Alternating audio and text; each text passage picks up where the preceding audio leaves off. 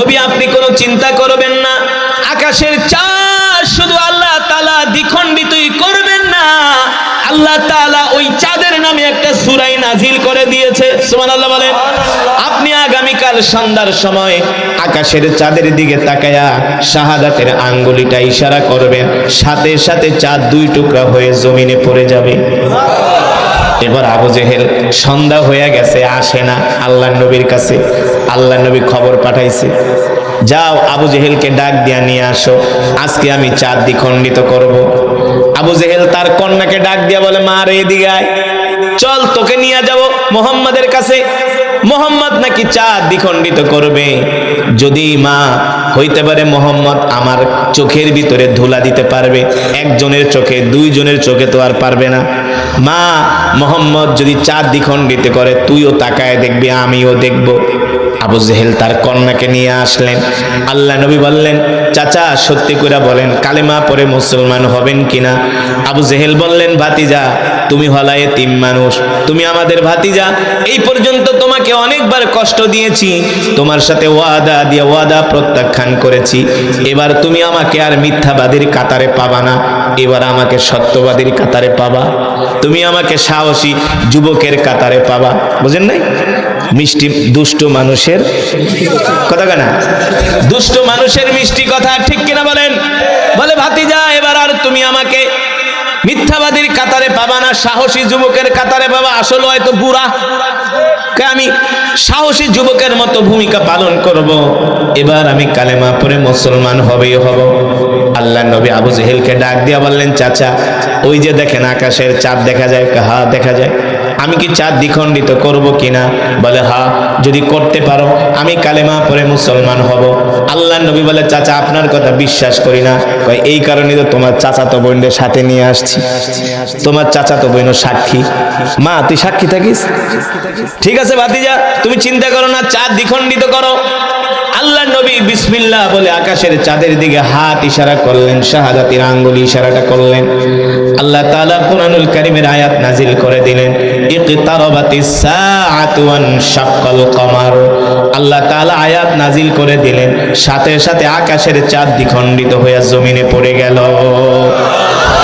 এক টুকরা পড়েছে মরুভূমিতে, আর এক টুকরা পড়েছে জাবালে আবু কুবাইসের উপরে, দুই টুকরা দুই দিকে পড়ে গেল। এবার আল্লাহর নবী ডাক দিয়ে বলে, চাচা আকাশের দিকে তাকায় দেখেন চাঁদ দেখা যায় কিনা? আবু জেহেল কয়, ভাতিজারে তুমি তো সাংঘাতিক মানুষ। কয় কেন? কয় এতদিন জানতাম তুমি মক্কার মানুষদেরকে জাদু করো, এখন দেখি তোমার জাদুর পাওয়ার যায় সেই চাঁদেও লেগেছে। বলেন নাউজুবিল্লাহ। ভাতিজা তোমার সামনে বেশিক্ষণ দাঁড়াইলে আমার সমস্যা হবে। আবু জেহেল কয়, ভাতিজারে তোমার জাদু এতদিন পর্যন্ত মনে করতাম মানুষের গায়ে লাগে, এখন দেখি চাঁদের গায়েও লাগে। এবার আবু জেহেল তার কন্যাকে ডাক দিয়ে বলে, মা সত্যি করে কও তোর ভাই মোহাম্মদ আসলে কি চাঁদ ফাটাইছে কিনা? আবু জেহেলের কন্যাকে, বাবা গো দেখি তুমি হলা সবচেয়ে বড় মিথ্যাবাদী। ছোট মানুষ তো, মেয়ে বাবারে মিথ্যাবাদী কয়। তুই মিথ্যাবাদী বলি কেন? আমি তো দেখলাম চাঁদ দ্বিখণ্ডিত হয়ে গেছে বাবা। আবু জেহেল তার কন্যার মুখ চাইপা ধরছে, কয় সাবধান, এই কথা যাতে মক্কার কোনো মানুষ না জানে, যদি জানে তাহলে তোর বাবার ক্ষমতা আর থাকবে না, ঠিক কিনা বলে? এবার আল্লাহ নবী ডাক দিয়ে বলে, চাচা কালেমা পড়ে মুসলমান হন। কয় ভাতিজা বিশ্বাস করলাম না। নাউজুবিল্লাহ। কেন বিশ্বাস করবেন না? চাঁদ তো দ্বিখণ্ডিত হয়ে গেছে, কালেমা পড়ে মুসলমান হন। এবার আবু জেহেল কয় ঠিক আছে, আমাদের মক্কা থেকে একদল ব্যবসায়ী শামে গিয়েছে। কোথায়? শাম। শাম কোথায়? বর্তমানে সিরিয়া। কোথায়? সিরিয়ায় ব্যবসা করতে গেছে শামে। ওই ব্যবসায়ী কাফেলা আসো, তারা যদি আইসা সাক্ষী দেয় যে চাঁদ ওই দিন দ্বিখণ্ডিত হয়েছে, তাহলে আমি তোমার হাতে কালেমা পড়ে মুসলমান হব। আসল কথা হলো, ইন্নাকা লা তাহদি মান আহবাবতা ওয়ালাকিন্নাল্লাহা ইয়াহদি মান ইয়াশা ওয়া হুয়া আ'লামু বিল মুহতাদিন। আল্লাহ রাব্বুল আলামিন বলেন, নবী হেদায়েতের মালিক আপনি না, হেদায়েতের মালিক হলাম আমি আল্লাহ, ঠিক কিনা বলে? আপনি চাইলেও আবু জেহেলকে হেদায়েত দিতে পারবেন না, মুসলমান বানাইতে পারবেন না। আমি আবু জেহেলকে পছন্দ করি না, আমি আবু তালিবকে পছন্দ করি না, আমি পছন্দ করি খাত্তাবের ছেলে ওমরকে।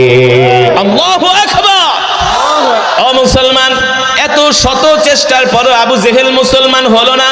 আল্লাহ নবী কোরআনের দাওয়াত নিয়ে উতবার কাছে যায়, সাইবার কাছে যায়। শুধু এখানেই শেষ নয়, মক্কার কাফেররা যখন কোরআনের দাওয়াত গ্রহণ করে না, আল্লাহ নবী কোরআনের দাওয়াত নিয়ে তায়েফের ময়দানে যায়, তায়েফবাসীদেরকে কোরআনের দাওয়াত দেয়।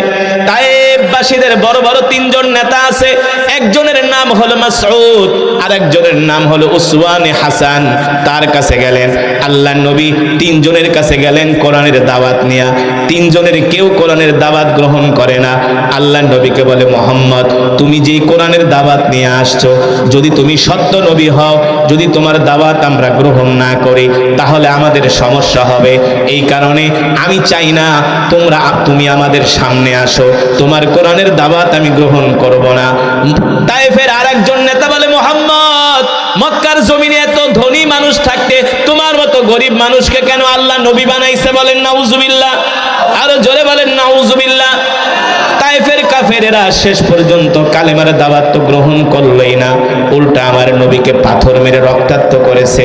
সিরাত ইবনে হিশামের মধ্যে আসছে, আল বিদায়া ওয়ান নিহায়ার মধ্যে আসছে, মক্কার কাফেরেরা 1-2 মাইল রাস্তা না, 3 মাইল রাস্তা না, আল্লাহ নবীকে তারা 5 কিলোমিটার রাস্তা দৌড়াইছে আর পাগলের মতো পাথর মারছে।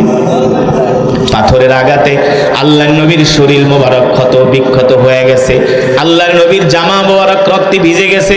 শেষ পর্যন্ত মক্কা তায়েফের এক কাফের আল্লাহর নবীর ডান পায়ের ভিতরে একটা পাথর মেরেছে। আল্লাহ নবী দাঁড়ানো ছিল, দাঁড়ানো থেকে আল্লাহ নবী জমিনে পড়ে গেছে। শেষ পর্যন্ত তায়েফবাসীদের পাথরের আঘাত খায় আল্লাহর নবী জমিনে পড়ে গেছে।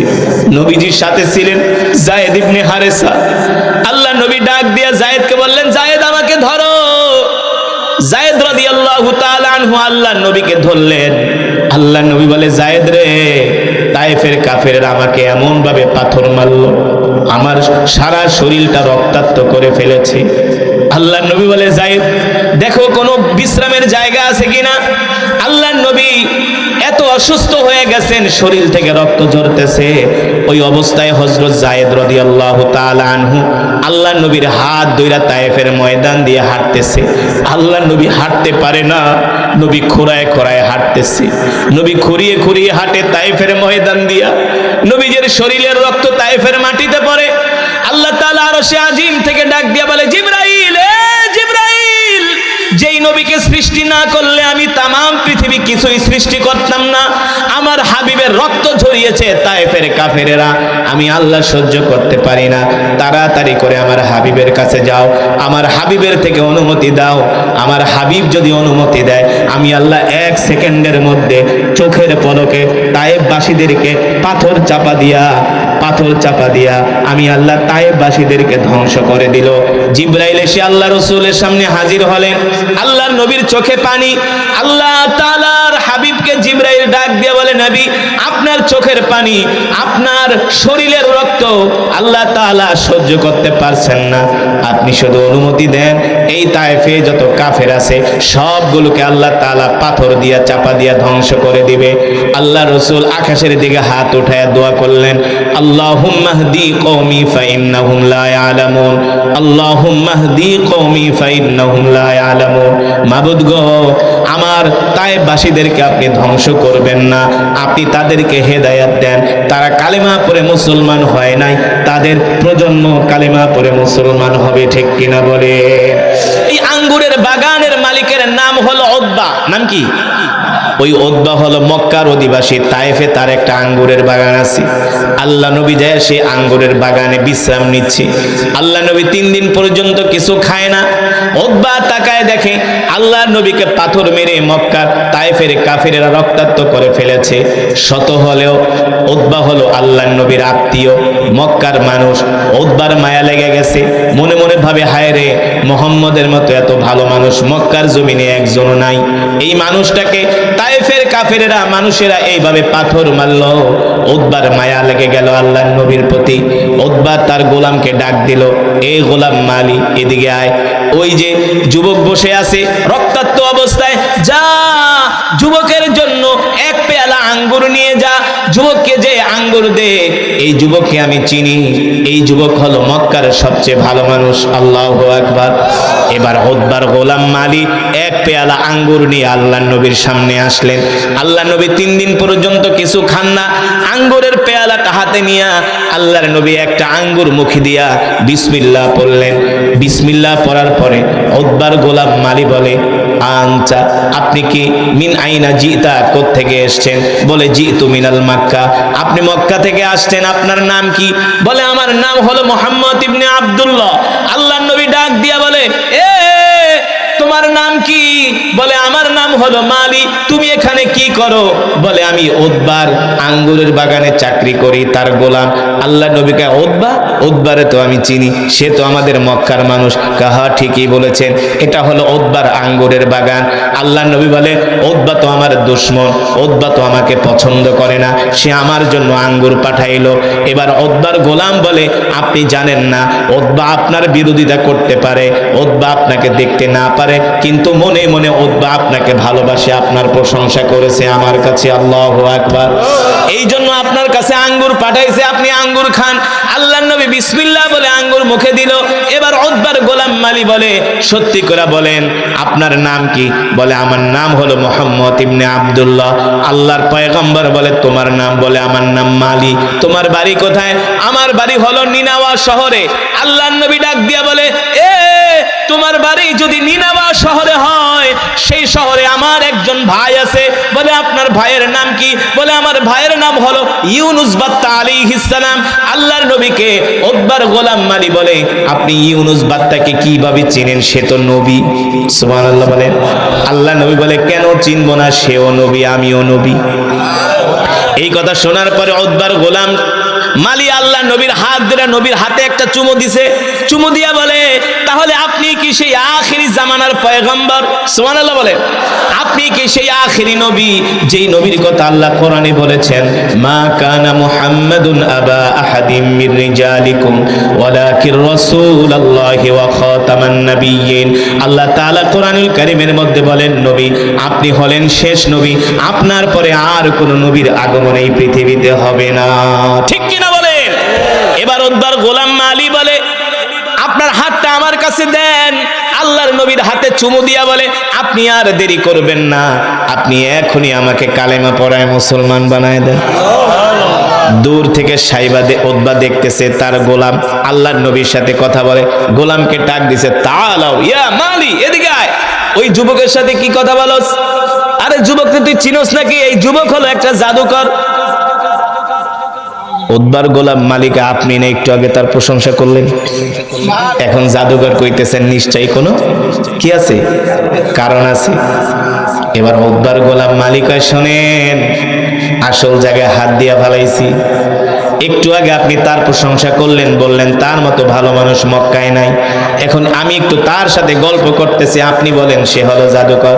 আসলে সে জাদুকর নয়, মিথ্যাবাদী নয়, সে হলো নবী। তুই জানোস কিভাবে? আমি তার নাম তাওরাত কিতাবের মধ্যে শুনেছি। আল্লাহু আকবার।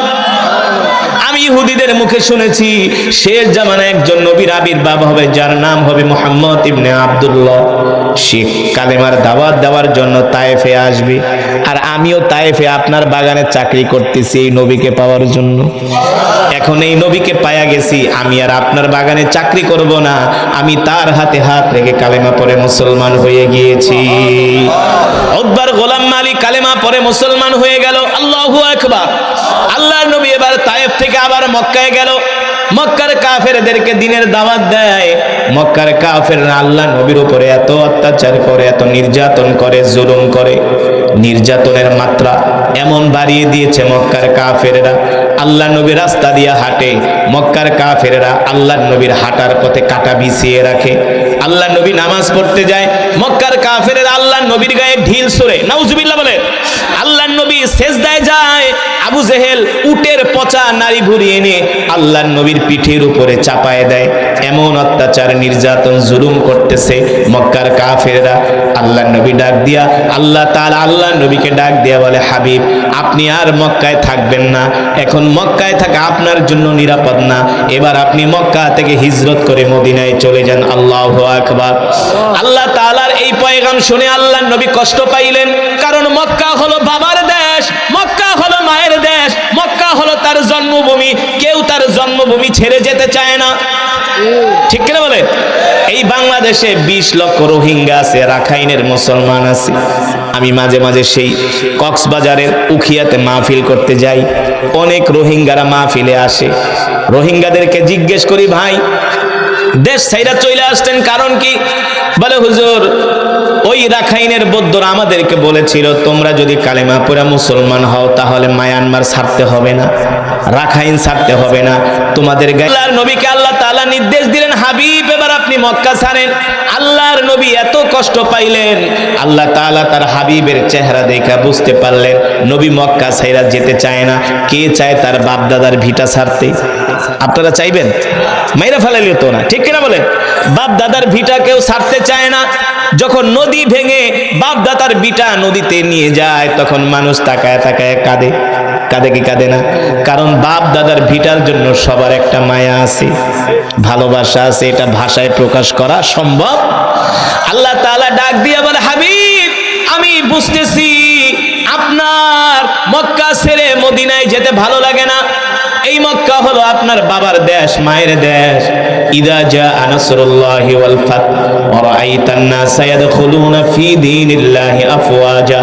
নবী গো আপনি একটু কষ্ট করেন, একটু কষ্ট করেন, দেখবেন আর কিছুদিন পরে আমি মক্কার কাফেররা দলে দলে আপনার হাতে হাত রেখে কালেমা পড়ে মুসলমান হয়ে যাবে। আল্লাহু আকবার। এখন আপনি মক্কায় যাচ্ছেন হিজরত করে, আর কিছুদিন পরে আমি আল্লাহ আপনাকে মক্কার বাদশা বানায় আপনাকে মক্কায় ফিরায় আনবো। সুবহানাল্লাহ। আল্লাহর পয়গম্বর রাহমাতুল লিল আলামিন সাইয়েদনা আবু বকরকে সাথে নিয়ে এবার মদিনার দিকে রওনা করলেন। হিজরত শুরু হয়ে গেল। হিজরতের সাথী হলেন সাইয়েদনা আবু বকর।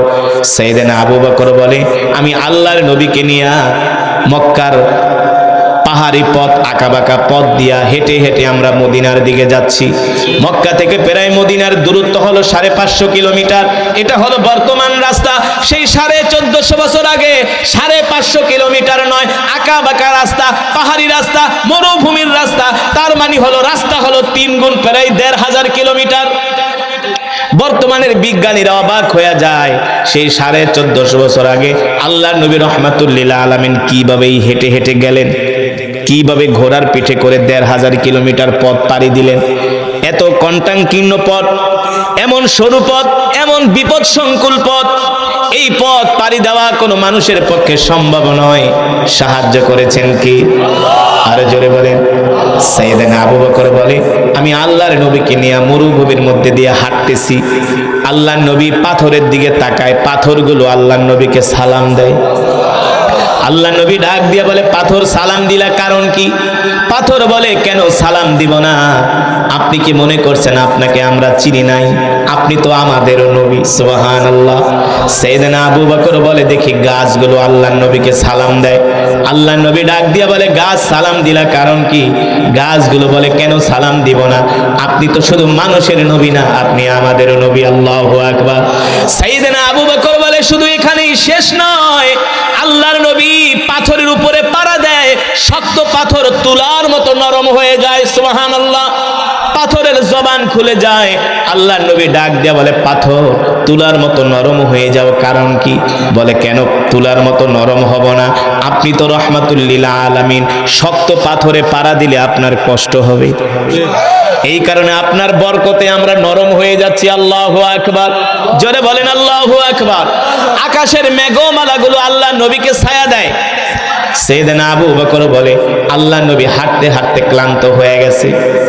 এখন আমি নবীকে বললাম, নবীজি আমাকে একটু খেদমত করার সুযোগ দেন। আবু বকর, আপনাকে কি খেদমত করার সুযোগ দিব? বলে, আমি আপনাকে একটু কোলে নিতে চাই, আপনি একটু আরাম করেন। আল্লাহ নবী বলে, না না না। সাইয়েদনা আবু বকর বলে, আমি অনেক আল্লাহর নবীকে বলার পরে নবীজি আমাকে একটু অনুমতি দিল। আল্লাহর নবী আমার কোলে ওঠার পরে আমি পাথরে পাড়া দেই, পাথরগুলো নরম হয়ে যায়। কিন্তু আবার একটু পরে আল্লাহর নবীকে কোল থেকে নামাই দিই, এখন আর পাথর নরম হয় না, আগের মতো শক্ত। আমার আর বুঝতে বাকি রইল না, আমি তো নবী না, নবী তো হলেন তিনি। ঠিক কিনা বলেন? তার পায়ের বরকতে, তার কারণে মরুভূমির পাথরগুলো নরম হয়ে যায়। আল্লাহু আকবার। সাইয়েদনা আবু বকর বলে, আমরা যে খাবার দাবার নিয়েছি দিয়েছিলাম সব খাবার দাবার গুলো শেষ হয়ে গেছে, এখন আর খাবার মতো কোনো পানিও নাই, খাবারও নাই। আল্লাহ নবী ডাক দিলেন, আতিনি আনা আতশানুন জিদ্দান, আবু বকর একটু পানি দেন, একটু খাবার দেন। সেদিন আবু বকর বলল, গো আল্লাহ নবী, খাবারও নাই পানিও নাই, এই মরুভূমির ভিতরে এখন কোথায় যাবে? খাবারও নাই পানিও নাই, কি অবস্থা হবে? সেদিন আবু বকর চিন্তায় পড়ে গেলেন, হায় রে, আল্লাহর নবী খাবার চাইলেন, নবীজিকে যদি খাবার দিতে না পারি, পানি দিতে না পারি, এর চেয়ে তো আর কষ্ট হতে পারে। খাবার চেয়েছে আল্লাহর নবী, সেদিন আবু বকর বলে, খাবার তো শেষ, পানিও শেষ, আহা, নবীজিরে কিভাবে এখন আমি খাবার দিব, কোত্থেকে খাবার আনুম? টেনশনে আবু বকর বলে, আমার অবস্থা খারাপ। আল্লাহর নবী পানি চেয়েছেন, রহমাতুল লিল আলামিন, দো জাহানের বাদশা, তাকে যদি পানি দিতে না পারি, খাবার দিতে না পারি, সেদিন আবু বকর বলে, আমার কলিজাটা ফেটে যাচ্ছে। এবার সেদিন আবু বকর কষ্ট পাইতেছেন, খাবার নাই, পানি নাই, কিছুই নাই। আল্লাহর নবী বুঝতে পারতেছেন আবু বকর কষ্ট পাইতেছেন। আল্লাহ নবী ডাক দিয়ে বলে, আবু বকর কষ্ট পাবেন না, দেখেন আশেপাশে কোনো বাড়িঘর দেখা যায় কিনা। সেদিন আবু বকর বলে, এই মরুভূমির ভিতরে বাড়িঘর আবার কোত্থেকে আসবে? শত শত কিলোমিটার মরুভূমি, এখানে তো কোনো পাখিও নাই, একটা